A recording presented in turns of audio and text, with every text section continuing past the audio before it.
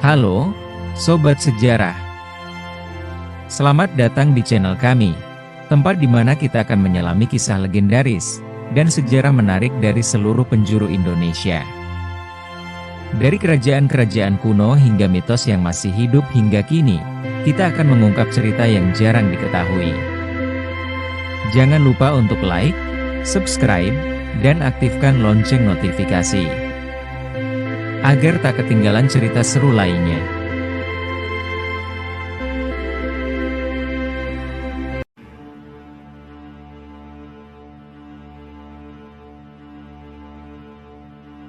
Dahulu kala, terdapat sebuah kerajaan bernama Kerajaan Daha. Kerajaan ini dipimpin oleh seorang raja yang bijaksana, yakni Raja Kertamasa. Ia memiliki dua orang putri menawan. Putri pertamanya bernama Dewi Galuh dan putri keduanya bernama Candra Kirana. Candra Kirana dan Galuh Ajeng memiliki sifat yang berbeda. Candra Kirana memiliki sifat baik hati, sementara Galuh Ajeng memiliki sifat yang jahat dan iri hati. Suatu hari, Kerajaan Daha kedatangan seorang pangeran tampan dari Kerajaan Kahuripan, bernama Raden Inu Kertapati yang memiliki sifat adil dan bijaksana. Kedatangan Pangeran Inu Kertapati ke Kerajaan Daha adalah untuk melamar putri kedua Raja Kertamarta yaitu Candra Kirana. Lamaran tersebut disambut baik oleh Raja Kertamarta dan Candra Kirana pun menerima lamaran Raden Inu Kertapati. Kabar pertunangan tersebut membuat Galuh Ajeng bahagia. Ia rupanya juga menaruh hati pada Raden Inu. Karena merasa iri dengan saudaranya, Galuh Ajeng merencanakan perbuatan jahat untuk menghancurkan Candra Kirana. Galuh Ajeng lalu pergi ke rumah nenek sihir. Galuh Ajeng meminta kepada nenek sihir untuk mengutuk Candra Kirana menjadi sesuatu yang menjijikkan dan dijauhkan dari Raden Inu. Dengan begitu, pangeran akan menjauhinya dan Dewi Galuh akan menjadi putri Candra sebagai tunangannya. Sepulang menemui penyihir tersebut, Dewi Galuh mulai menjalankan rencana jahatnya dengan memfitnah putri Kirana sehingga membuatnya diusir dari istana. Putri Candra Kirana yang sedih akhirnya pergi dari istana dan terus berjalan menyusuri pantai.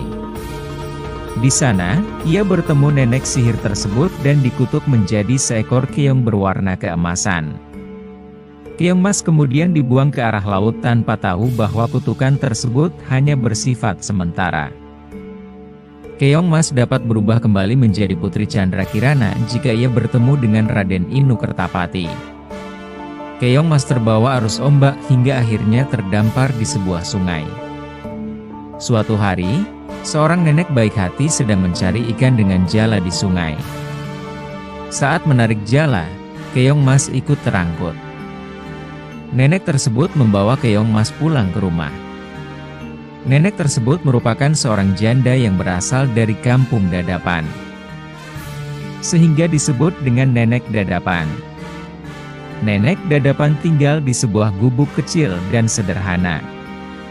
Keesokan harinya, Nenek Dadapan kembali mencari ikan di sungai. Karena tak mendapat ikan seekor pun, Nenek Dadapan memutuskan untuk pulang ke rumah. Sesampainya di rumah, Nenek Dadapan sangat terkejut. Sebab, rumahnya begitu bersih dan sudah tersedia masakan yang lezat di meja. Nenek Dadapan penasaran akan datangnya masakan tersebut.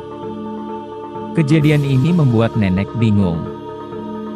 Namun, ia tidak menemukan jawabannya. Waktu terus berjalan dan kejadian tersebut terus terjadi. Karena penasaran, Nenek Dadapan ingin mengintip situasi rumahnya saat dia pergi mencari ikan. Setelah beberapa saat, Nenek Dadapan kembali dibuat kaget. Sebab, keong mas yang ada di tempayan berubah wujud menjadi gadis cantik. Gadis tersebut lalu memasak dan menata masakan di meja. Nenek Dadapan memberanikan diri untuk menegur gadis cantik itu. "Siapakah kamu ini gadis cantik? Dan dari mana asalmu?" ditanya si nenek. Aku adalah putri kerajaan Daha yang disihir menjadi keong emas oleh nenek sihir utusan saudaraku, karena merasa iri kepadaku, kata Chandra Kirana. Setelah menjawab pertanyaan tersebut, Chandra Kirana kembali berubah menjadi keong emas. Sementara itu, pangeran tidak tinggal diam saat tahu putri Chandra Kirana menghilang. Ia pun menyamar menjadi rakyat biasa dan mencari putri Chandra Kirana dari desa ke desa. Nenek sihir mengetahui hal ini. Ia mengubah dirinya menjadi seekor gagak untuk mengelabui pangeran. Pangeran kaget sekali ketika bertemu dengan gagak yang bisa bicara dan mengira bahwa burung itu sakti. Gagak memberitahu pangeran keberadaan putri Chandra Kirana, tapi dengan arah yang salah. Pangeran pun menuruti burung gagak tersebut. Di perjalanan, pangeran menemui seorang kakek tua yang kelaparan. Ia merasa kasihan dan akhirnya memberi kakek itu makanan. Kakek yang ditolong pangeran adalah seorang yang sakit. Atas kebaikan pangeran, kakek tersebut menolongnya. Ia memukul kepala gagak dengan tongkatnya. Seketika burung gagak hilang menjadi asap hitam. Kemudian, kakek memberitahu bahwa putri Chandra Kirana berada di desa Dadapan. Setelah menempuh perjalanan berhari-hari, pangeran sampai di sebuah gubuk tua. Ia pun menghampiri gubuk tersebut untuk minta seteguk air karena perbekalannya sudah habis. Saat minum, pangeran tidak sengaja melihat putri Chandra Kirana yang sedang memasak. Saat itu juga, sihir keong emas menghilang. Pangeran pun kembali bertemu dengan tunangannya. Putri Chandra Kirana pun memperkenalkan nenek yang menolongnya kepada pangeran. Ia juga menceritakan kejahatan yang dilakukan Dewi Galuh padanya. Akhirnya, pangeran, putri, dan nenek pun kembali ke kerajaan Daha. Sesampainya di kerajaan, putri Chandra Kirana menceritakan apa yang terjadi pada dirinya. Raja Kertamarta pun meminta maaf dan menjatuhi hukuman pada Dewi Galuh. Dewi Galuh yang mengetahui hal tersebut mencoba untuk melarikan diri ke hutan. Sayangnya, ia terperosok masuk jurang dan tidak terselamatkan. Tak lama, pernikahan Pangeran Inu Kertapati dan Putri Chandra Kirana pun dilaksanakan. Pangeran, putri, raja, dan nenek kembali hidup bahagia di istana.